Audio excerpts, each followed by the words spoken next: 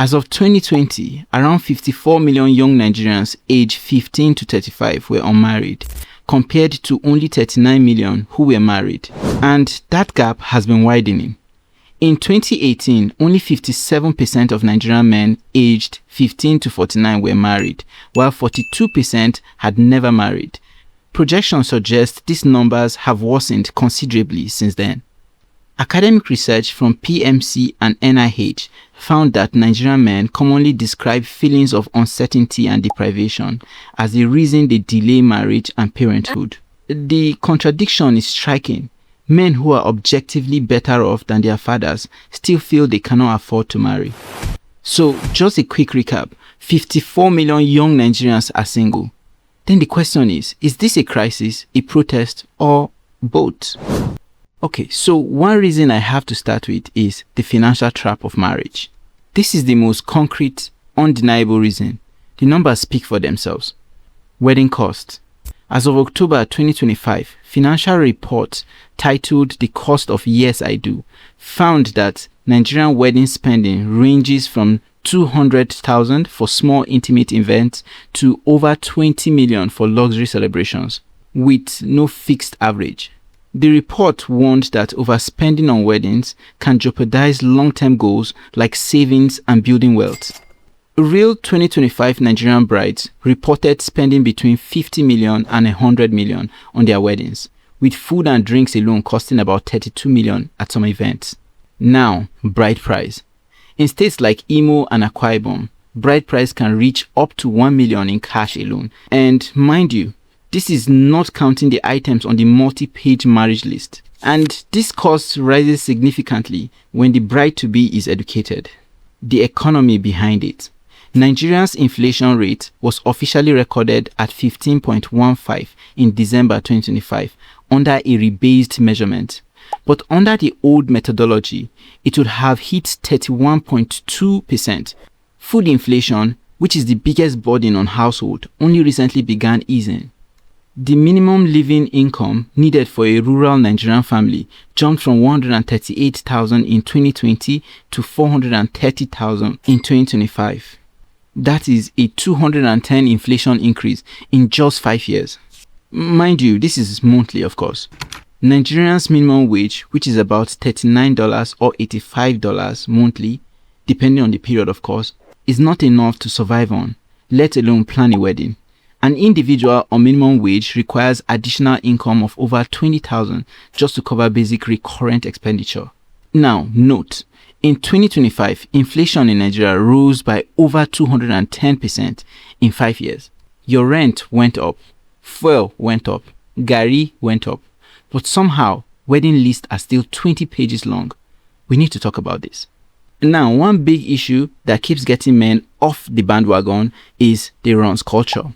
This is the most controversial section. I have to handle this carefully.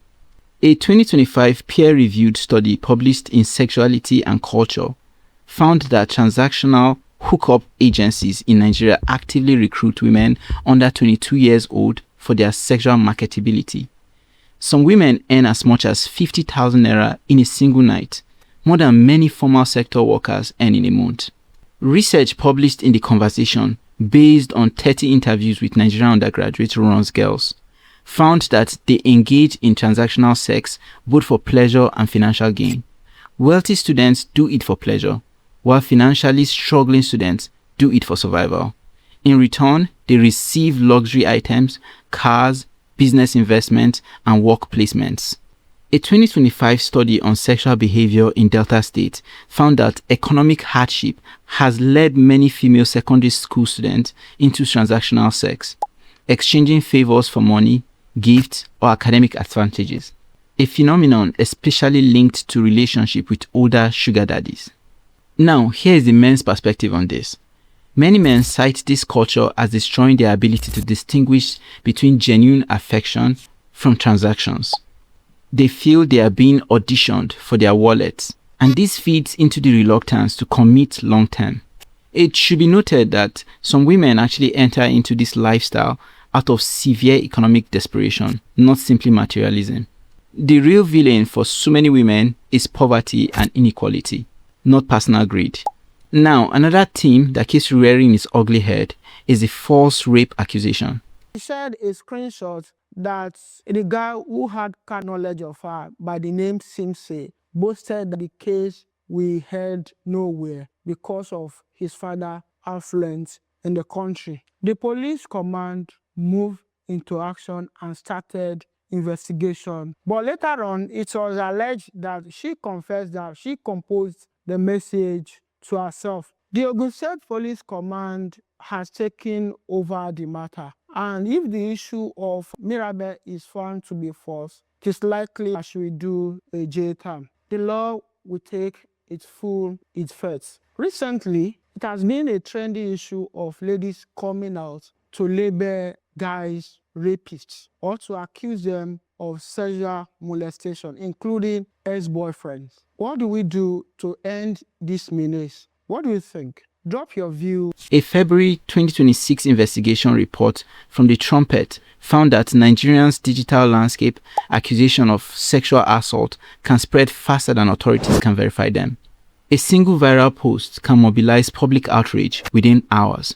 And legal experts warns that even when the accused is fully vindicated, public perception often remains permanently tainted.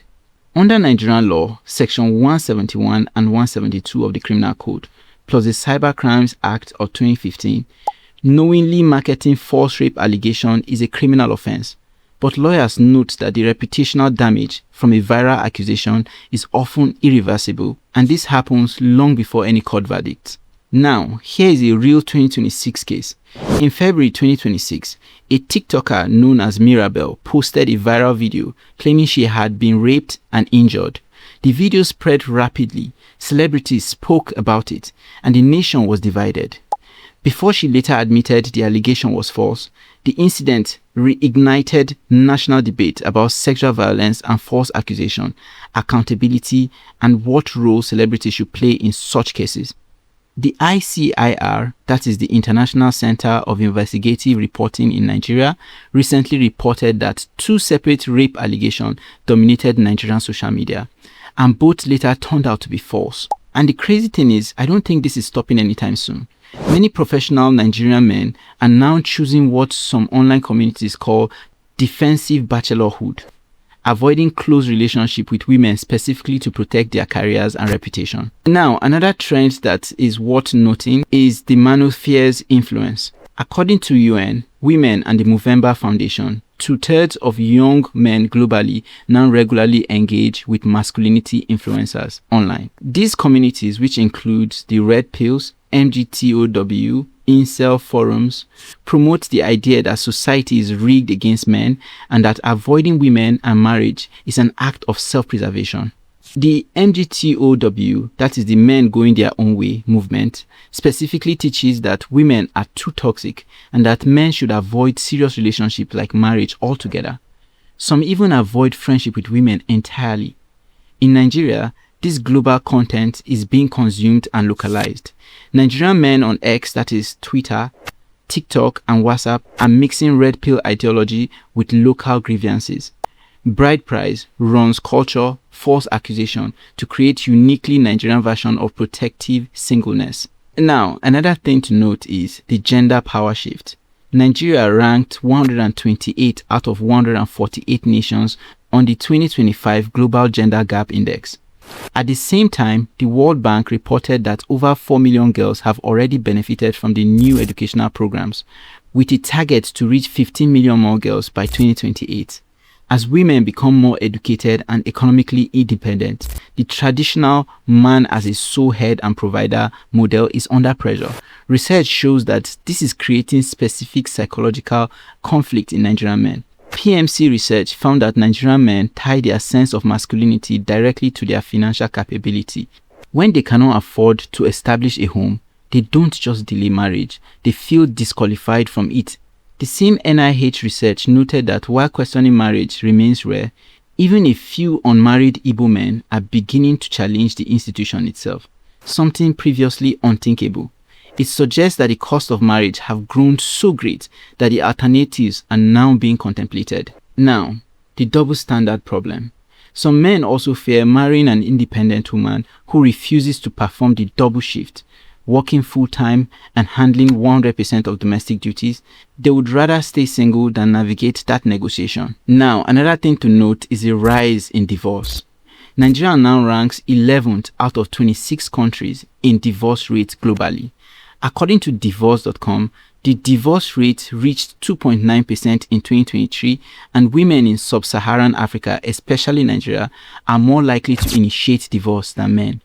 A 2025 data analysis of Nigerian divorce trends from 2000 to 2025 found that 62% of divorces were initiated by wives and only 38% by husbands, feeding narratives among men that they are the more disposable partner in Nigerian marriages. A peer-reviewed 2025 study published in a Taylor Francis journal confirmed that divorce among married Nigerian men has continued to rise. Young Nigerian men are watching friends and relatives go through public financial devastating breakups and choosing to never put themselves in that position.